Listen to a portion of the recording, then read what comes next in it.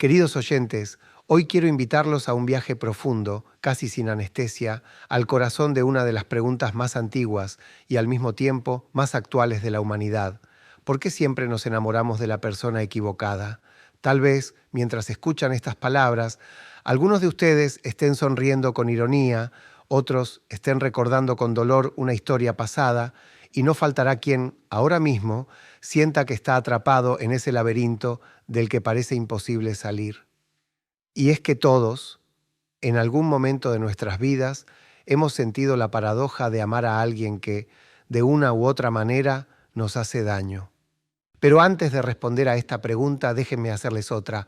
¿Realmente nos enamoramos de la persona equivocada, o más bien nos enamoramos de la persona correcta para el guión inconsciente que traemos escrito desde la infancia? Esta pregunta puede parecer extraña, incluso dolorosa, pero les aseguro que si logramos profundizar en ella, vamos a descubrir verdades que pueden cambiar la forma en que entendemos el amor y también la manera en que lo vivimos.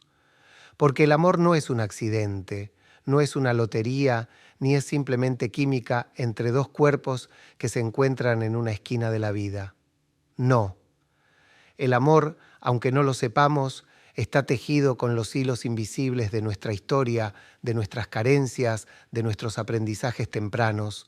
Amar no es un don que se nos concede mágicamente, amar se aprende, y como todo lo aprendido, puede enseñarnos a volar o puede condenarnos a repetir errores una y otra vez. Desde muy pequeños observamos. Somos esponjas emocionales.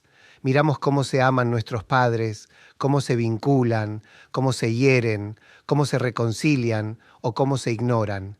Y sin saberlo, vamos grabando en nuestra memoria emocional una especie de definición íntima de lo que amor significa. Si vimos indiferencia, tal vez aprendimos que el amor convive con la frialdad. Si presenciamos gritos y maltrato, quizás asociamos amor con sufrimiento. Y si alguna vez sentimos abandono, puede que pensemos, sin darnos cuenta, que amar implica siempre estar al borde de la pérdida.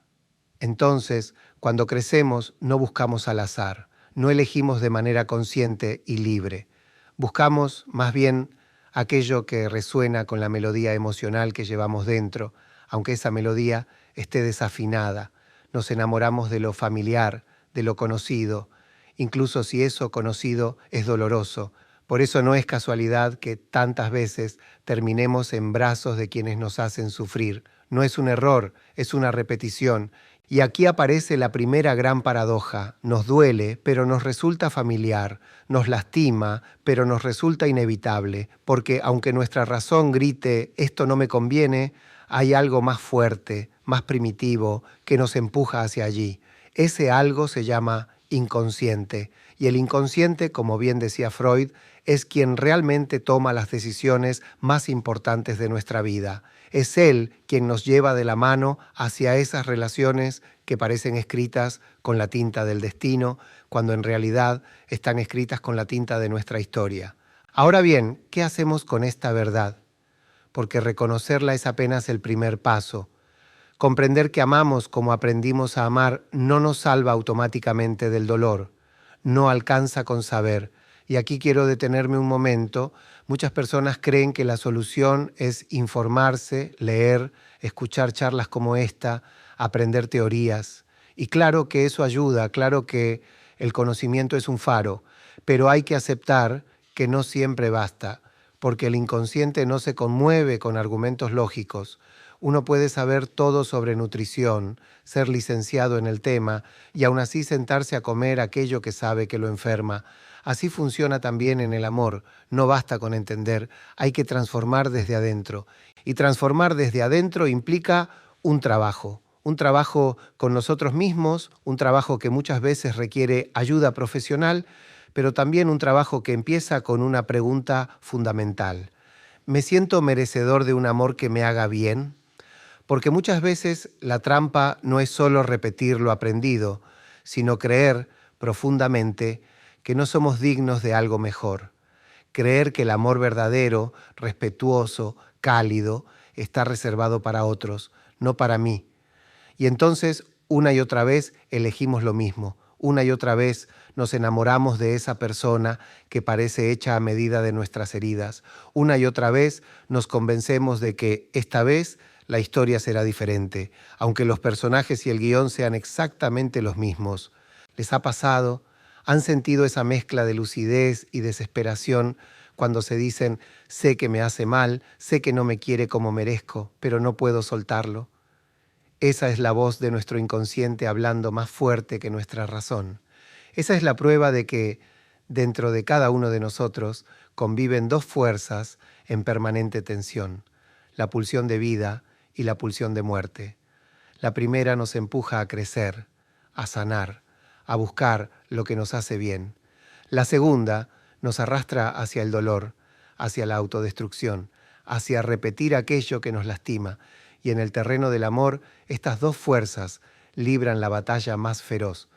Cuando alguien se queda leyendo una y otra vez los mensajes de quien ya lo ha abandonado. Cuando alguien vuelve una y otra vez a esa relación que lo destruye. Cuando alguien prefiere llorar en silencio antes que atreverse a salir de ese vínculo tóxico, ahí está, en acción, la pulsión de muerte. No es que elegimos mal, es que elegimos perfectamente según la lógica de nuestro inconsciente. Elegimos con precisión a quien encarna el dolor que aprendimos a llamar amor. Pero, y esto es fundamental, no estamos condenados. La historia no está cerrada, porque si bien el inconsciente es poderoso, también lo somos nosotros cuando empezamos a reconocer sus trampas. Y ese será el camino que recorreremos juntos en este podcast. Aprender a mirar hacia adentro, a desarmar esas repeticiones, a recuperar el derecho a un amor que nos haga bien. Cuando hablamos de que aprendemos a amar en la infancia, no es una frase hecha, es un hecho. Y ese aprendizaje se convierte en un eco que resuena en cada historia de amor que vivimos. Quiero que piensen por un momento en esto. Cada vez que alguien se enamora, en realidad no está conociendo a una persona desde cero, no. Está reconociendo algo, está reencontrándose con un rasgo, con un gesto, con una forma de tratar que ya conocía de antes. Ese reconocimiento, aunque muchas veces sea inconsciente, es lo que dispara la chispa del enamoramiento. Déjenme ponerles un ejemplo. Imaginemos a una mujer que creció en un hogar donde su padre era distante, frío, poco expresivo. Ella, de niña, esperaba un abrazo que casi nunca llegaba, ansiaba una palabra de cariño que raras veces se pronunciaba. Con los años, esa niña se convierte en adulta. Un día conoce a un hombre encantador, pero con un rasgo muy particular. Es emocionalmente inaccesible. No es que no la quiera, simplemente no sabe expresar el afecto, se muestra distante. ¿Qué ocurre? Esa mujer, sin entender muy bien por qué, siente que ese hombre la atrae como un imán. ¿Por qué? Porque lo reconoce, porque en esa frialdad, en esa indiferencia, encuentra la melodía que escuchó en su infancia. Y aunque duela, su inconsciente le dice, esto es amor. Lo mismo sucede en otros escenarios. Pensemos en alguien que vio a su madre sufrir en silencio, llorar por sentirse sola o no valorada. Ese niño crece con la idea de que el amor es doloroso, que amar significa llorar. Cuando se convierte en adulto, es muy probable que se sienta atraído por parejas que lo hagan sufrir, no porque le guste sufrir, sino porque su inconsciente le susurra, aquí está el amor, aquí está lo conocido. Y aunque su razón intente advertirle que esa relación lo está destruyendo, hay algo más fuerte que lo mantiene atado. Aquí quiero detenerme un instante. ¿No es acaso sorprendente y aterrador a la vez? El hecho de que podamos reconocer como hogar aquello que nos hiere, que podamos llamar amor a lo que en realidad es una repetición de la herida. Por eso digo, no es que elegimos mal, es que elegimos de acuerdo a lo que aprendimos a llamar amor. Y si aprendimos que el amor duele, entonces buscaremos dolor. Ahora bien, ¿cómo se manifiestan estas repeticiones en la vida real? Déjenme darles algunos ejemplos muy concretos. las relaciones tóxicas que se repiten, personas que salen de una relación dañina, logran liberarse y al poco tiempo están con alguien muy parecido, distinta cara, distinto nombre, pero el mismo guión, el mismo desprecio, la misma indiferencia, la misma violencia emocional, como si se hubieran subido a un tren que siempre los lleva a la misma estación. El autoengaño amoroso, ese famoso "esta vez va a ser distinto". Nos decimos que ahora sí hemos aprendido, que ahora sí elegimos mejor. Pero lo único que cambió fue el disfraz de la misma historia. El apego al dolor, personas que no pueden soltar, aunque ya no haya amor, aunque ya no haya respeto, aunque todo se haya quebrado, siguen ahí, aferradas. Y se aferran no porque disfruten del sufrimiento, sino porque ese sufrimiento les resulta más soportable que la incertidumbre de lo desconocido.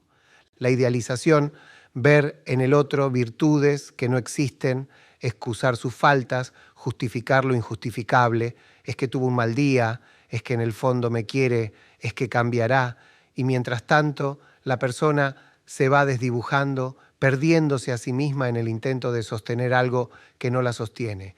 Quiero que quede claro, nadie busca conscientemente el dolor, nadie se levanta por la mañana diciendo, hoy quiero encontrar a alguien que me lastime. Pero el inconsciente es astuto, nos empuja hacia aquello que ya conocemos, aunque sea dañino, porque lo desconocido da miedo, aunque prometa felicidad, y lo conocido, aunque duela, nos da la falsa ilusión de seguridad. Entonces, la gran pregunta es, ¿cómo hacemos para cortar con esta repetición? ¿Cómo se hace para dejar de elegir lo que hiere y animarse a elegir lo que cura? No es fácil, porque para lograrlo hay que enfrentar la herida original. Hay que mirar de frente aquello que nos marcó en la infancia. Y eso duele. Duele más que una ruptura amorosa, porque es reconocer que las personas que debieron cuidarnos, a veces, no supieron o no pudieron hacerlo como necesitábamos. Y aceptar eso no es sencillo, pero es necesario, porque solo cuando reconocemos el origen podemos empezar a escribir un nuevo guión. Les digo algo, no basta con esperar que aparezca la persona correcta, porque si nosotros seguimos siendo los mismos, si no hemos transformado la forma en que entendemos el amor, cuando aparezca alguien que nos ame de verdad, quizás no sepamos reconocerlo, quizás incluso lo rechacemos, porque nos resultará extraño, demasiado nuevo, demasiado sano, y entonces volveremos corriendo a lo conocido, volveremos a lo que duele. Por eso, para cambiar la forma en que amamos, primero tenemos que cambiar la forma en que nos amamos a nosotros mismos. Y este será el tema de nuestra próxima entrega. ¿Qué significa amarse a uno mismo? ¿Y por qué ese es el punto de partida de todo verdadero amor? Hemos dicho que muchas veces repetimos en nuestras relaciones las heridas que nos marcaron en la infancia, que sin darnos cuenta confundimos amor con dolor y que terminamos eligiendo lo que nos lastima porque nos resulta familiar. Ahora bien, hay una salida, y esa salida empieza por un camino que, aunque parezca trillado, sigue siendo el más difícil de recorrer, el amor propio.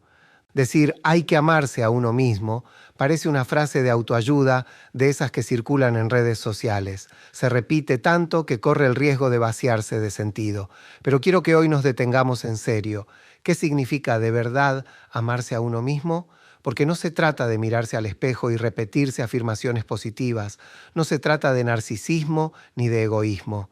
El amor propio es otra cosa. Es el reconocimiento de nuestra dignidad como seres humanos. Es darnos cuenta de que merecemos ser tratados con respeto, con ternura, con cuidado, y que si alguien no nos trata así, tenemos el derecho y casi la obligación de alejarnos.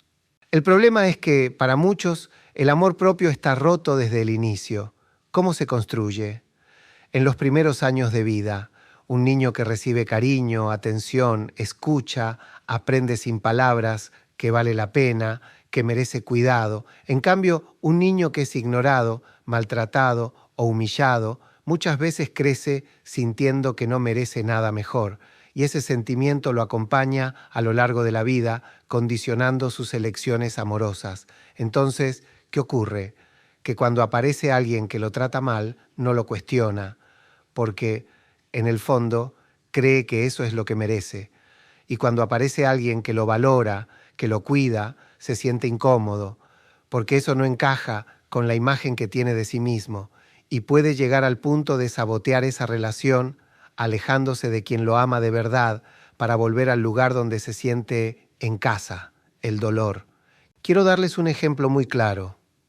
Pensemos en alguien que siempre se enamora de personas que no lo eligen del todo. Esa persona que está, pero no está, que dice querer, pero no se compromete, que aparece y desaparece como si el amor fuera un juego de escondidas. Quien carece de amor propio acepta esas migajas y hasta se convence de que son un banquete. Con un poquito me alcanza, se dice, pero no, no alcanza, nunca alcanza, porque el amor, para ser amor, tiene que dignificar. Y cuando nos quedamos en relaciones donde no somos prioridad, en realidad estamos confirmando una creencia inconsciente. No valgo lo suficiente. Aquí entra en juego algo crucial. El amor propio no se mide en palabras bonitas, se mide en límites. Amarse a uno mismo es tener el coraje de decir hasta aquí. Es reconocer cuando una relación nos quita más de lo que nos da. Es dejar de justificar lo injustificable. Es dejar de normalizar el maltrato, la indiferencia, el desinterés. Y eso requiere valentía, porque claro, soltar duele, pero a veces lo que más duele es seguir en un lugar que nos destruye. Ahora bien, quiero que pensemos juntos en una paradoja. Muchas personas se quedan en relaciones tóxicas por miedo a la soledad. Mejor mal acompañado que solo, dice el refrán popular. Pero ¿saben qué? Estar con alguien que no nos quiere de verdad es la forma más cruel de soledad, porque uno no solo está solo, está acompañado por alguien que lo hace sentir invisible. Y eso es doblemente doloroso.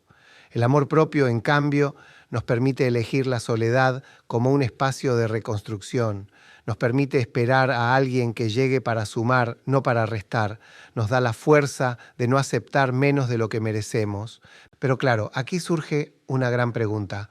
¿Cómo se construye el amor propio cuando nunca lo tuvimos? La respuesta no es simple. Se construye con terapia, con reflexión, con decisiones conscientes. Se construye rodeándonos de personas que nos valoren. Se construye aprendiendo a escucharnos y a respetarnos. Y sobre todo, se construye cada vez que decimos no a lo que nos lastima. Porque cada no al maltrato es un sí a nosotros mismos. Alguien podría decirme, pero Gabriel, ¿y si me equivoco?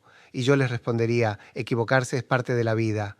Todos vamos a sufrir en algún momento, todos vamos a llorar por amor. Eso es inevitable. Lo que sí podemos evitar es sufrir siempre de la misma manera. Podemos evitar la repetición y para eso el amor propio es clave, porque es el filtro que nos permite distinguir entre un amor que vale la pena y uno que solo nos destruye. Quiero que piensen en esto. El amor propio no es garantía de felicidad, pero sí es un antídoto contra la humillación, porque quien se respeta a sí mismo puede sufrir por una pérdida, por un desencuentro, pero nunca aceptará ser maltratado. Y eso, créanme, ya es una enorme diferencia. En la próxima entrega vamos a dar un paso más. Hablaremos de la diferencia entre enamoramiento y amor verdadero, porque muchas veces creemos estar amando cuando en realidad solo estamos atrapados en la ilusión del enamoramiento, y esa confusión nos lleva a decisiones que después pagamos caro. Hasta ahora hemos hablado de cómo nuestras heridas nos llevan a repetir historias dolorosas y de cómo el amor propio puede ser el punto de partida para cambiar ese destino. Pero hay otra gran trampa en la que caemos casi todos, confundir el enamoramiento con el amor.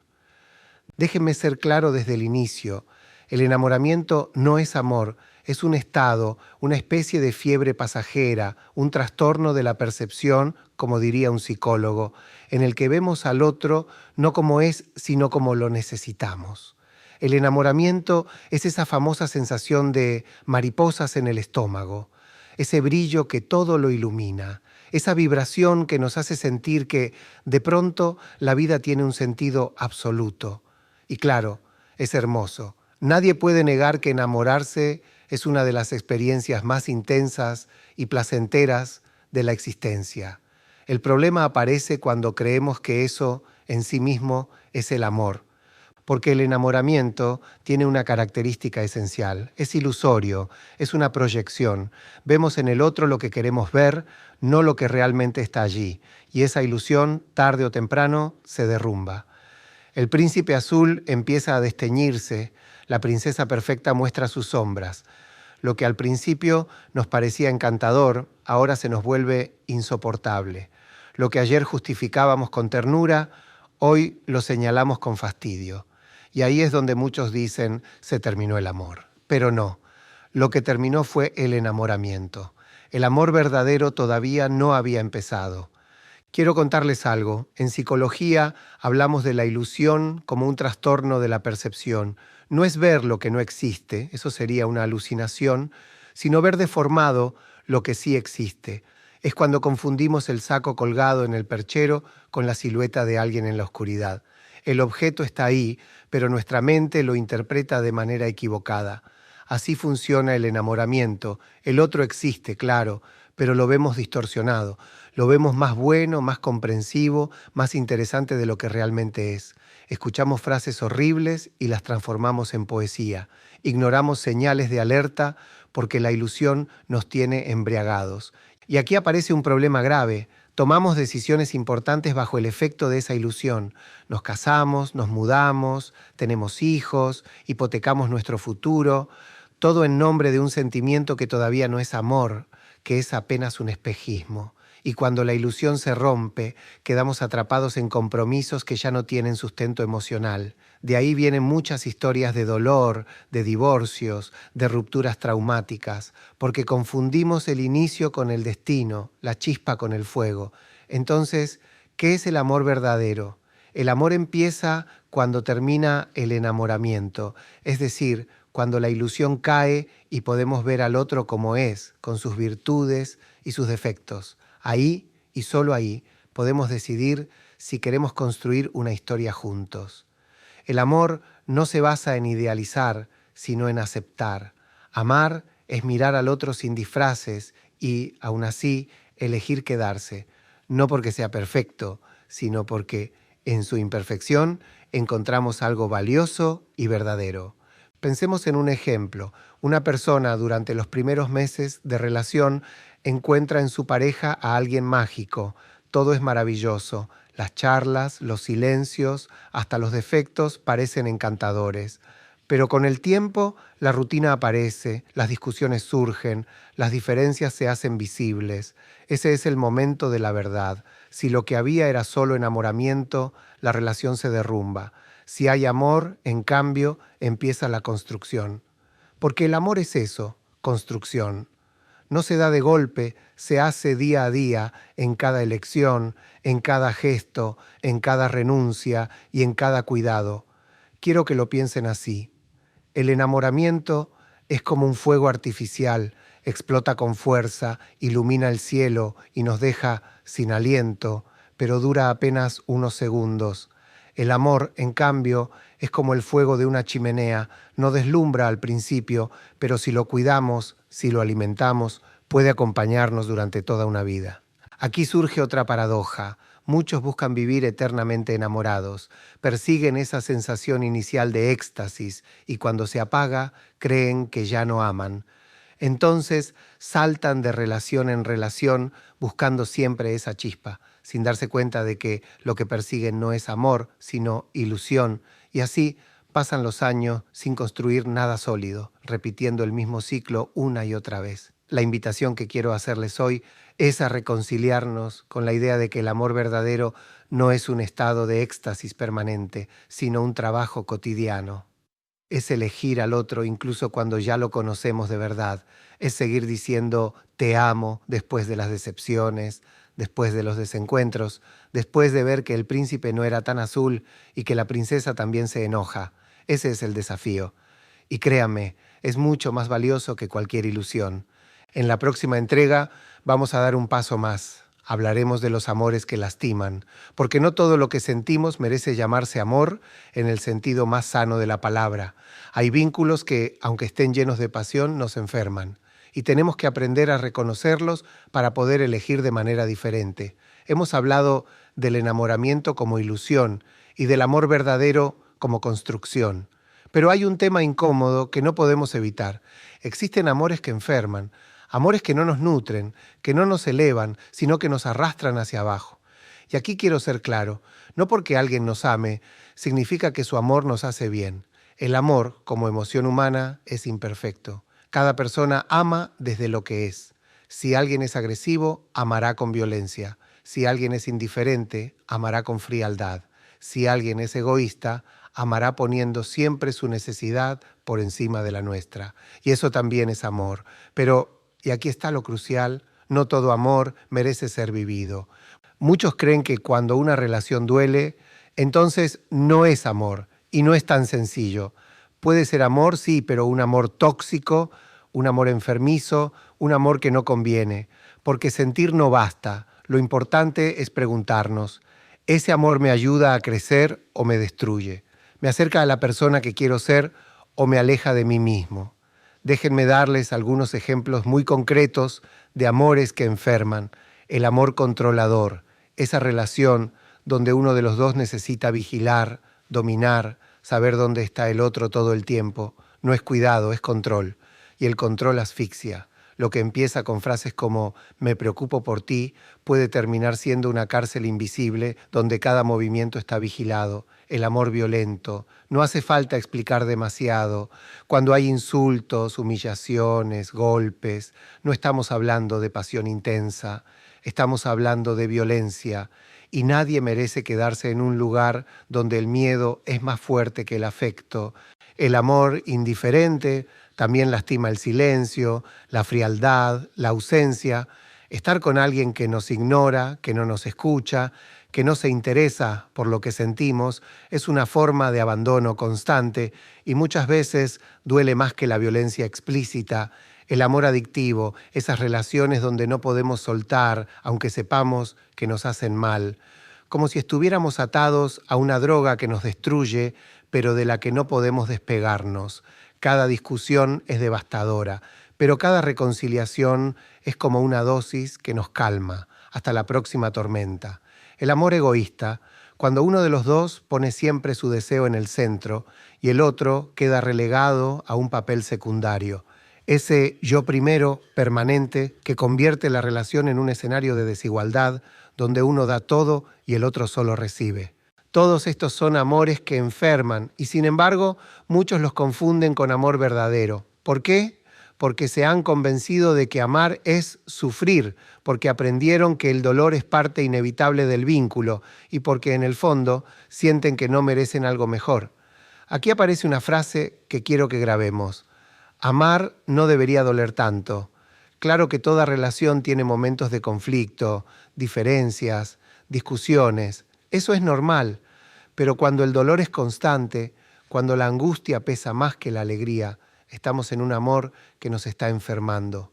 Y ningún amor, por intenso que sea, justifica la pérdida de nuestra salud emocional, de nuestra dignidad o de nuestra vida. Entonces, ¿cómo reconocer que estamos atrapados en un amor que enferma? Hay señales claras. Perdemos nuestra identidad, dejamos de ser quienes somos para no molestar, para no enojar al otro, para sostener la relación. Vivimos en la ansiedad, nunca estamos tranquilos, ¿no? Siempre hay miedo. Miedo a que nos dejen, miedo a que se enoje, miedo a perderlo todo. Justificamos lo injustificable. Normalizamos conductas que, si las viéramos en la relación de un amigo, nos parecerían inaceptables. Nos sentimos menos. En lugar de crecer, la relación nos empequeñece, nos hace sentir indignos, inseguros, dependientes. No podemos soltar. Aunque sabemos que nos lastima, no encontramos la fuerza para irnos. Y eso, muchas veces, es la prueba más clara de que estamos atrapados en una adicción emocional. La verdad incómoda es que muchas personas permanecen en estos vínculos porque, aunque duelan, se sienten familiares. Y como decía antes, lo familiar a veces pesa más que lo sano. Pero la única manera de cambiar es reconocer la enfermedad. El primer paso para sanar es aceptar que lo que estamos viviendo no nos hace bien. En la próxima entrega quiero hablar de algo fundamental, la diferencia entre elegir por miedo y elegir por deseo, porque muchas veces nos quedamos en relaciones enfermas, no por amor, sino por miedo. Miedo a la soledad, miedo al qué dirán, miedo a no volver a encontrar a alguien. Y el miedo, cuando guía nuestras elecciones, casi siempre nos lleva por el peor camino.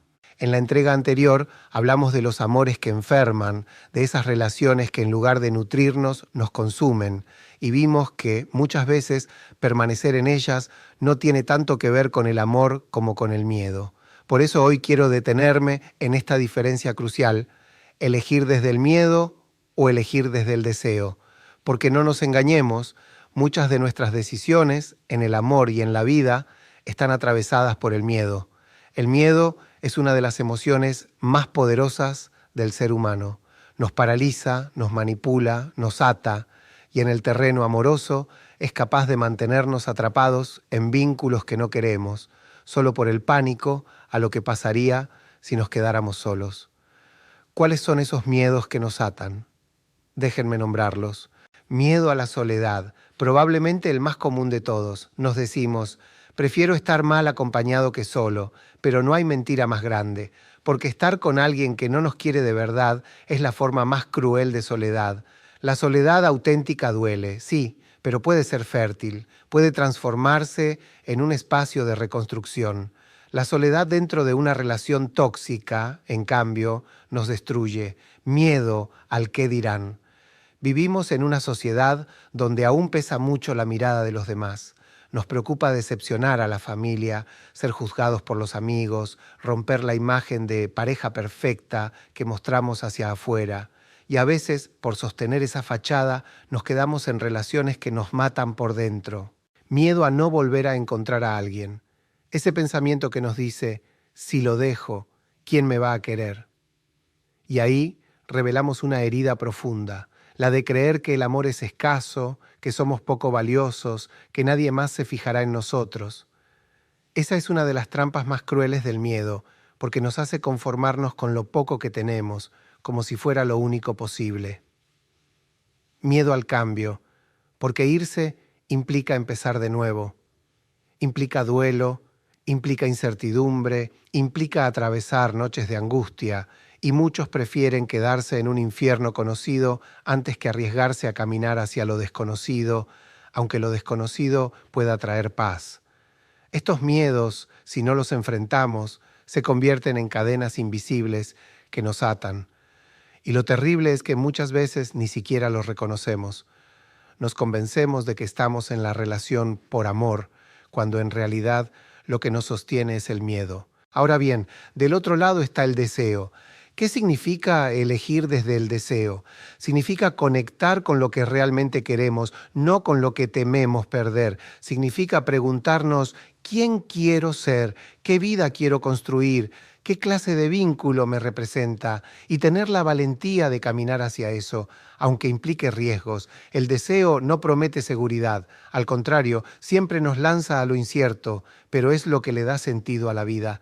Porque, al fin y al cabo, ¿qué somos los seres humanos sino seres de deseo? A diferencia de los animales que actúan por instinto, nosotros deseamos, y ese deseo nos impulsa a amar, a crear, a crecer. El problema aparece cuando sofocamos nuestro deseo y dejamos que el miedo tome las riendas. Quiero ponerles un ejemplo. Pensemos en una persona que sueña con una pareja con quien compartir proyectos, viajes, charlas profundas. Ese es su deseo. Pero está en una relación donde nada de eso ocurre. Su pareja no comparte, no acompaña, no escucha. ¿Por qué sigue ahí? Porque el miedo le dice, ¿y si no encuentro a nadie más? ¿Y si me quedo solo para siempre?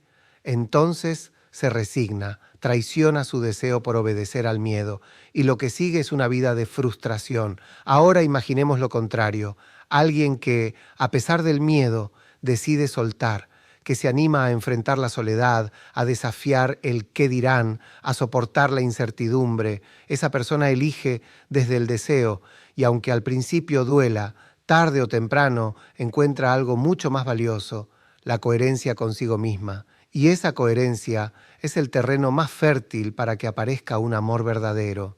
Porque hay algo que quiero que quede grabado. Quien elige desde el miedo se encierra, quien elige desde el deseo se abre a la vida. Y claro, desear es arriesgarse, pero también es lo único que puede llevarnos a un lugar nuevo. La próxima entrega la quiero dedicar a un tema íntimamente relacionado con esto, el ego y su papel en el amor. Porque muchas veces lo que nos aleja de un vínculo sano no es solo el miedo, sino también el exceso de ego, esa necesidad desmedida de ser reconocidos, admirados o el primero en la vida del otro.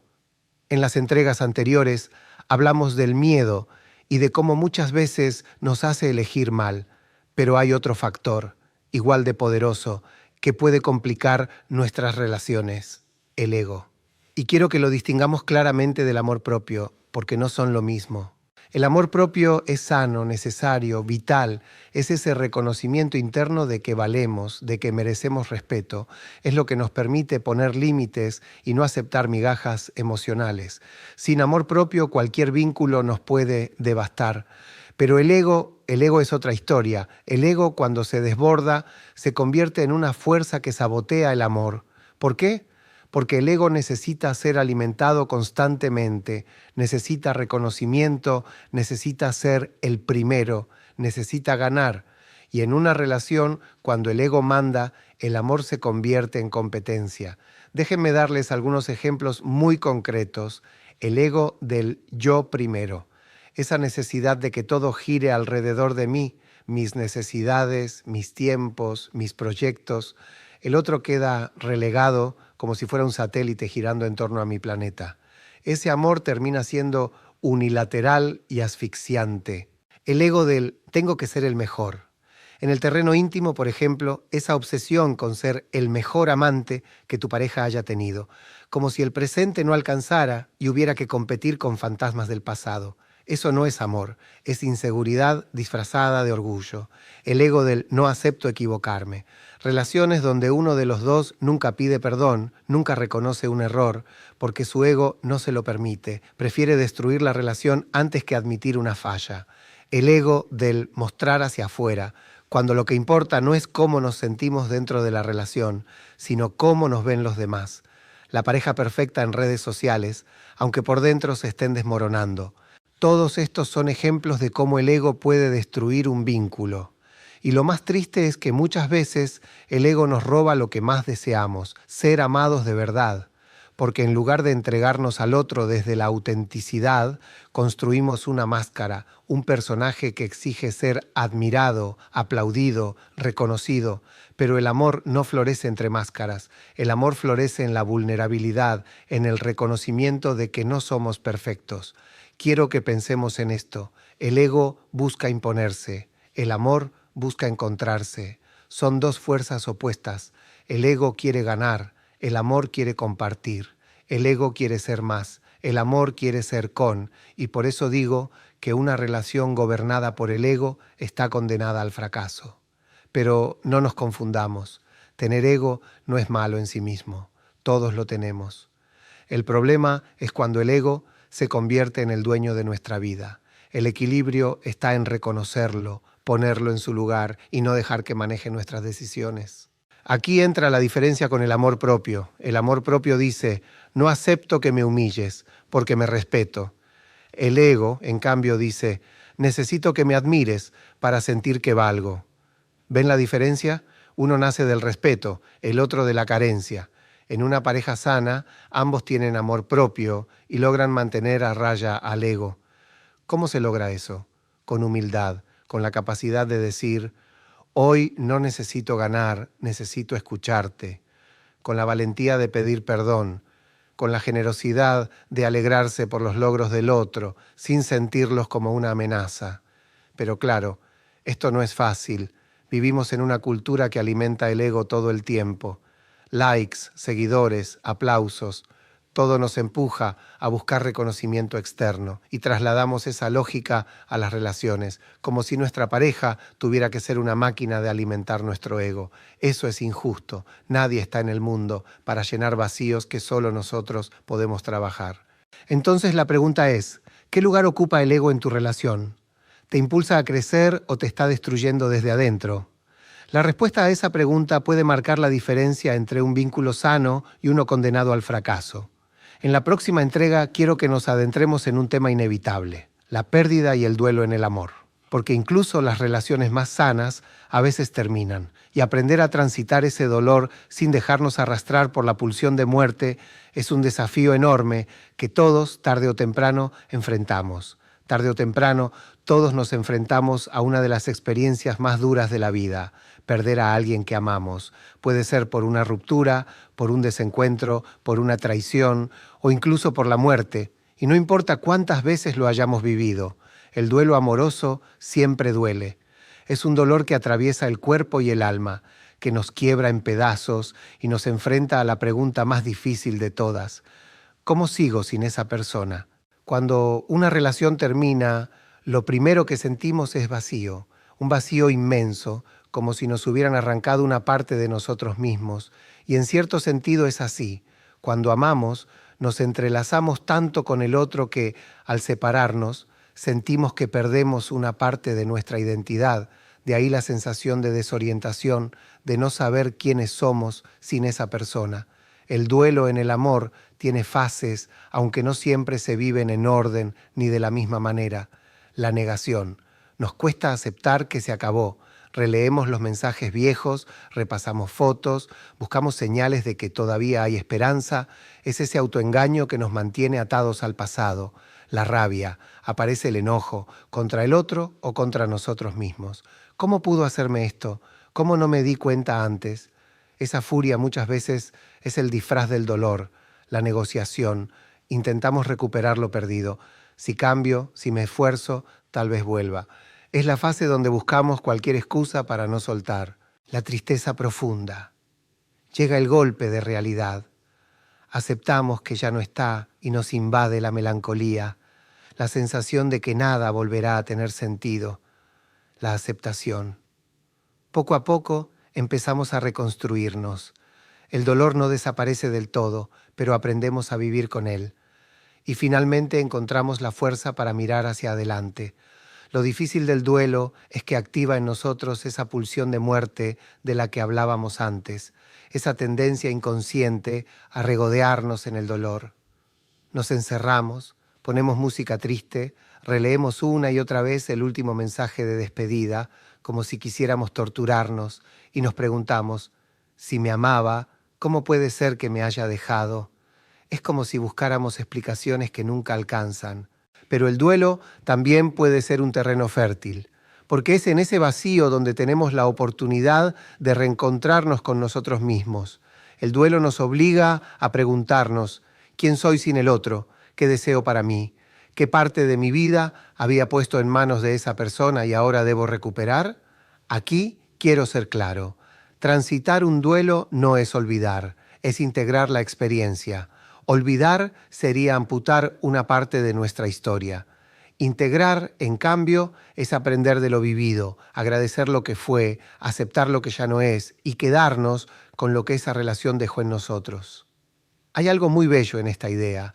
En cierto sentido, las personas que amamos nunca nos abandonan del todo. Siguen viviendo en nuestras memorias, en nuestros gestos, en lo que aprendimos junto a ellas. El desafío es que esa presencia no nos condene al dolor eterno, sino que se transforme en parte de nuestra fortaleza.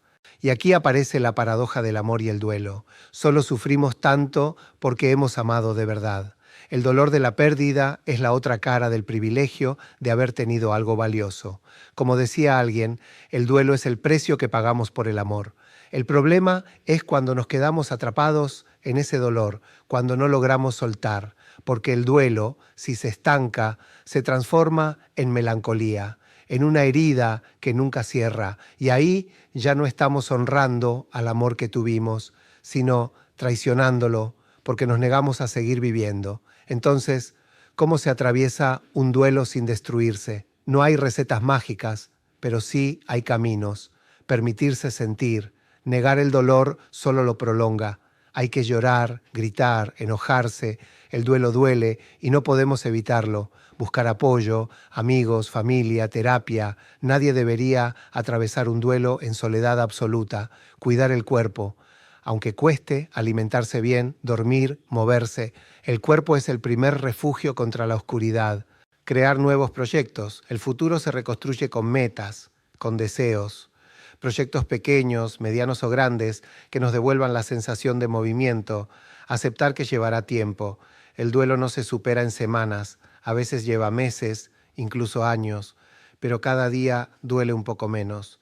Y sobre todo, entender esto, cuando un amor termina, no se acaba la capacidad de amar, se acaba una historia, no la posibilidad de escribir nuevas. El corazón tiene la increíble capacidad de rehacerse, de volver a abrirse, de volver a latir con fuerza. En la próxima entrega vamos a hablar justamente de eso, cómo volver a amar después del dolor. Porque muchas personas, después de un gran duelo, sienten que nunca más podrán enamorarse. Y sin embargo, la vida suele sorprendernos. Después de una ruptura, de una traición o de una pérdida, muchas personas sienten que su corazón se ha cerrado para siempre. Dicen frases como, nunca más voy a enamorarme, ya no confío en nadie, el amor no es para mí.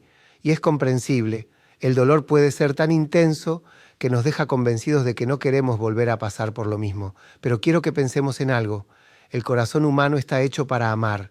Incluso cuando nos rompemos en 1000 pedazos, hay en nosotros una fuerza vital que tarde o temprano nos empuja hacia la vida, hacia el encuentro, hacia el otro. Esa es la pulsión de vida de la que hablábamos antes. Y es gracias a ella que, aunque hoy sintamos que jamás volveremos a amar, mañana podemos sorprendernos riendo con alguien, disfrutando de una charla, sintiendo otra vez esa chispa que creíamos apagada para siempre. Ahora bien, volver a amar después del dolor no significa lanzarse de inmediato a una nueva relación. No se trata de reemplazar al otro ni de llenar un vacío. Eso casi siempre termina mal. El duelo necesita su tiempo. Volver a amar requiere primero un proceso de reconstrucción personal, porque si no sanamos nuestras heridas, lo más probable es que las repitamos en el próximo vínculo. ¿Qué implica esa reconstrucción? Recuperar la confianza en uno mismo. Después de una traición o un abandono, muchas veces quedamos con la autoestima rota. Nos preguntamos, ¿qué hice mal? ¿Por qué no fui suficiente? Y esas preguntas nos hunden. Reconstruirse es entender que nuestro valor no depende de cómo alguien más nos trató, reconciliarnos con la vulnerabilidad. Amar siempre implica riesgo. No podemos blindarnos del todo. Si queremos amar, tenemos que aceptar que existe la posibilidad de sufrir otra vez y aún así arriesgarnos. Aprender del pasado sin quedar atrapados en él. Cada relación nos deja lecciones. No se trata de repetir, pero tampoco de negar. Volver a amar es integrar lo aprendido, saber qué queremos y qué no queremos, y elegir con más conciencia, distinguir entre necesidad y deseo. Muchas veces, después de una ruptura, buscamos desesperadamente a alguien que nos saque del dolor, pero eso no es amor, es anestesia. Amar de nuevo no es necesitar a alguien para sobrevivir, es desear compartir la vida con alguien desde la plenitud, no desde la carencia. Aquí quiero detenerme en una idea clave, la diferencia entre amar por miedo y amar por elección. Cuando volvemos a amar desde la desesperación, lo hacemos por miedo a la soledad, por miedo a sentir el vacío. Y en ese caso lo que construimos suele ser frágil, pero cuando amamos desde la elección, cuando decimos, quiero estar con vos porque te elijo, no porque te necesito, ahí aparece el verdadero amor. Déjeme poner un ejemplo. Pensemos en alguien que sufrió una traición profunda. Después de mucho tiempo de duelo, se recompone, reconstruye su vida, se dedica a sus proyectos y un día conoce a alguien nuevo. Al principio tiene miedo, claro, teme que lo vuelvan a lastimar, pero esta vez se da cuenta de algo. No necesita a esa persona para vivir, pero la elige para compartir. Esa diferencia lo cambia todo, porque el amor, para ser sano, tiene que ser una elección libre, no una cadena de necesidad. Muchos me preguntan, ¿y cómo saber si estoy listo para volver a amar?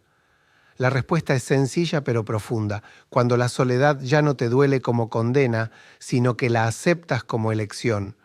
Cuando podés estar solo sin sentirte vacío, ahí estás listo para compartir desde un lugar sano. Porque entonces no buscarás a alguien para llenar un hueco, sino para sumar alegría, proyectos, compañía. Y aquí quiero decir algo esperanzador. La vida casi siempre nos sorprende. Muchas veces creemos que ya nada puede ocurrirnos, que ya vivimos todo lo que había que vivir. pero de pronto aparece alguien que nos recuerda que todavía somos capaces de reír, de soñar, de ilusionarnos. Y ahí entendemos que el amor no se agota, que mientras estemos vivos siempre habrá una nueva oportunidad. En la próxima entrega, que será la última de esta serie, quiero cerrar con una reflexión sobre el sentido del amor en la vida humana, porque más allá del dolor, de las repeticiones, del ego y de los miedos, el amor sigue siendo lo que da sentido a nuestra existencia. Hemos recorrido un largo camino juntos. Hablamos de las heridas que nos hacen repetir amores que duelen, del amor propio como antídoto, del enamoramiento y sus ilusiones, de los vínculos que enferman, de los miedos que nos atan, del ego, del duelo y de la posibilidad de volver a amar después del dolor. Hoy quiero cerrar este viaje con una pregunta fundamental. ¿Qué lugar ocupa el amor en el sentido de la vida? Porque al fin y al cabo, todo lo que hemos dicho tiene que ver con esto. ¿Para qué amamos? ¿Por qué seguimos buscando el amor aún sabiendo que puede hacernos sufrir? ¿Por qué insistimos una y otra vez en entregarnos, en arriesgarnos, en abrirnos al otro? La respuesta es simple y a la vez enorme, porque el amor le da sentido a la existencia humana. Pensemos un instante en lo breve que es la vida, 90 años, con suerte, en un universo que tiene miles de millones de años, una chispa fugaz. Y sin embargo, en esa chispa somos capaces de crear, de imaginar, de soñar y sobre todo somos capaces de amar. El amor es la rebelión más hermosa contra el sinsentido del universo. En un mundo que no nos garantiza nada, el amor es la manera que tenemos de decir: mi vida importa, tu vida importa, juntos importamos. Pero ojo, el amor no es la solución a todos los problemas, no es un cuento de hadas, no siempre garantiza felicidad eterna. El amor, como todo lo humano, es imperfecto. Se mezcla con el ego, con los miedos, con las heridas, nos da alegrías inmensas, pero también nos enfrenta a dolores profundos, y aún así vale la pena, porque en esos momentos en que amamos de verdad, sentimos que la muerte se suspende, que la vida tiene un porqué. Quiero que piensen en algo: el verdadero amor no se mide en intensidad, sino en presencia. No se trata de fuegos artificiales, sino de estar, de acompañar, de sostener al otro en su fragilidad y dejarnos sostener en la nuestra, de elegirnos cada día, incluso en la rutina, incluso en los desencuentros. Amar es otorgarle a otra persona un poder enorme sobre nosotros, un poder que puede herirnos o salvarnos. Y la grandeza del amor está en que quien nos ama de verdad renuncia a usar ese poder para lastimarnos. Ese gesto, esa renuncia silenciosa, es lo que convierte al amor en algo sagrado. Ahora bien, no olvidemos algo: para poder amar de verdad necesitamos, primero, amarnos a nosotros mismos, porque solo quien se respeta puede respetar, solo quien se valora puede valorar, solo quien se cuida puede cuidar. Y cuando eso ocurre, el amor deja de ser una cadena y se convierte en un puente. Podemos preguntarnos entonces, ¿qué queda después de todo lo vivido? ¿Qué hacemos con las pérdidas, con los errores, con las heridas? La respuesta es: las integramos.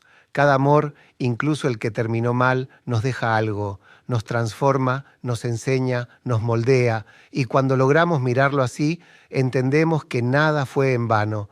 Tal vez esa sea la verdadera tarea: no buscar el amor perfecto, sino vivir el amor posible de la manera más auténtica. Amar sabiendo que el otro no es perfecto, que nosotros tampoco lo somos, y que justamente ahí, en la imperfección compartida, aparece la belleza.